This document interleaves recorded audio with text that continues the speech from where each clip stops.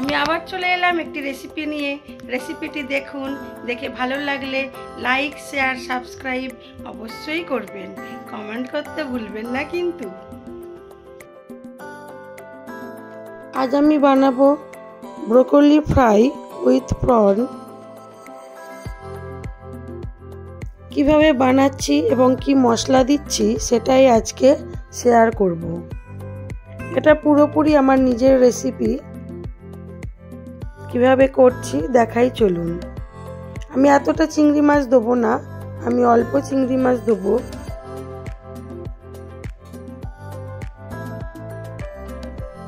প্রথমে চিংড়ি মাছটাকে ভালো করে ধুয়ে খোসা ছাড়িয়ে নেব।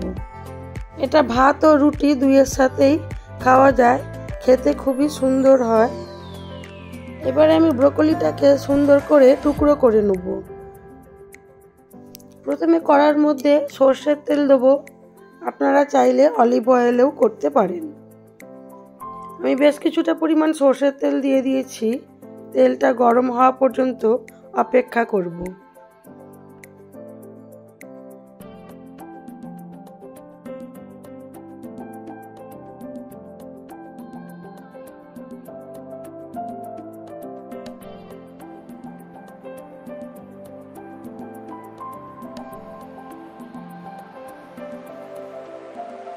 তেলটা গরম হয়ে গেছে।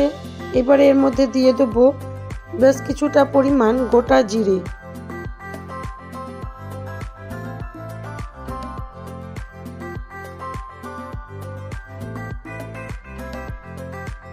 জিরে ভাজা থেকে ভালো গন্ধ এলে দিয়ে দেবো রসুন বাটা।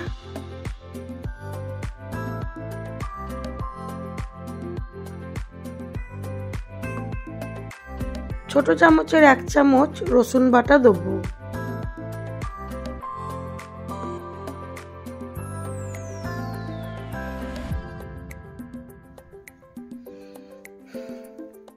রসুনটা একটু হালকা নেড়ে নিয়ে দিয়ে দেবো পেঁয়াজ কুচিটা। পেঁয়াজটাও একটু ভাজা ভাজা করে নেব।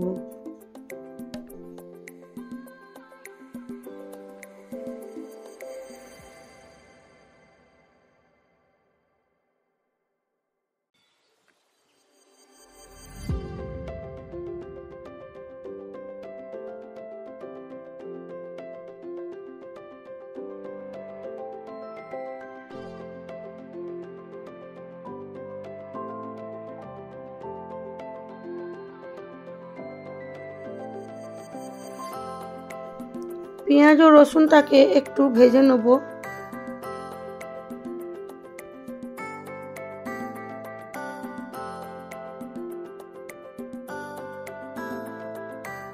তারপরে ওর মধ্যে দিয়ে দেবো চিংড়ি মাছগুলো। চিংড়ি মাছগুলো দিয়ে পরিমাণ মতো নুন ও হলুদ গুঁড়ো দিয়ে এটাকে ভালো করে ভাজবো।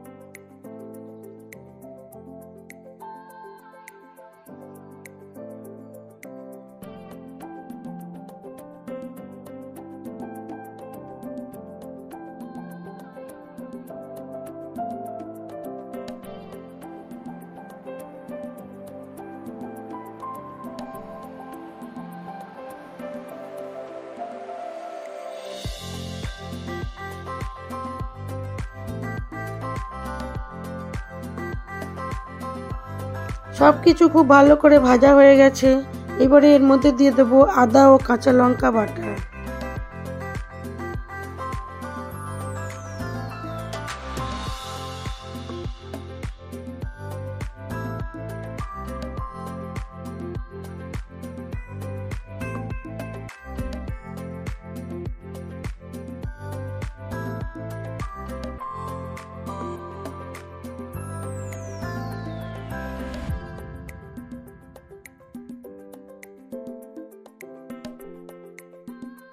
এবারে আমি এটাকে তুলে নেব, নিয়ে ওই কড়ার মধ্যেই আরও কিছুটা পরিমাণ সর্ষের তেল দিয়ে দেবো।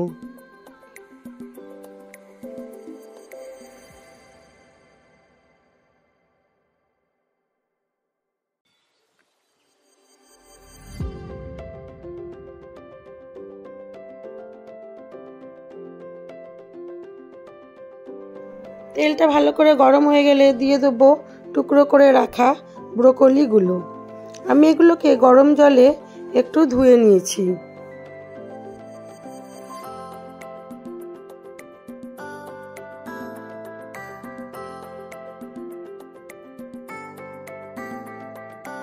এর মধ্যে পরিমাণ মতো নুন দিয়ে ঢাকা চাপা দিয়ে দিয়ে কম আঁচে এটাকে হতে দিতে হবে।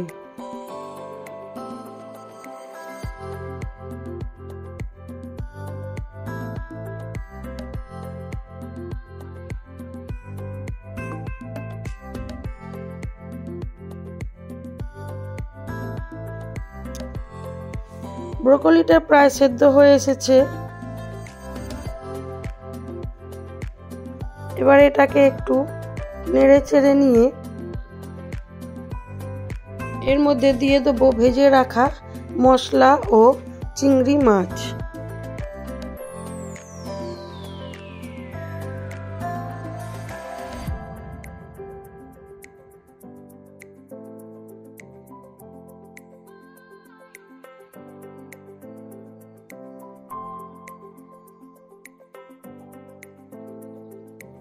ব্রোকলির মধ্যে ভালো করে মশলাটাকে মিশিয়ে ঢাকা চাপা দিয়ে আবার কিছুক্ষণ হতে দেব।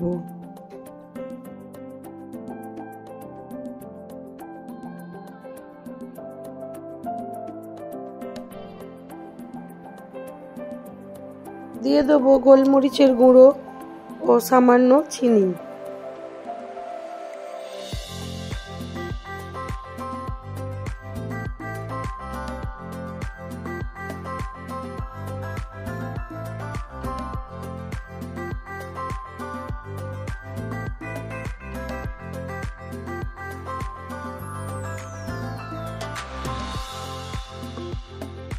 গোলমরিচ ও চিনিটাকে ভালো করে মিশিয়ে ঢাকা চাপা দিয়ে আবার কিছুক্ষণ হতে দেব।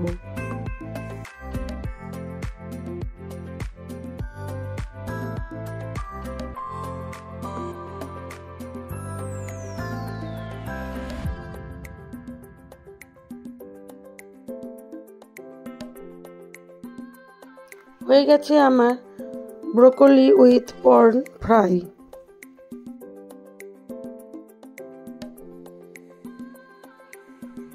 এবারে এটাকে সার্ভ করে দেবো।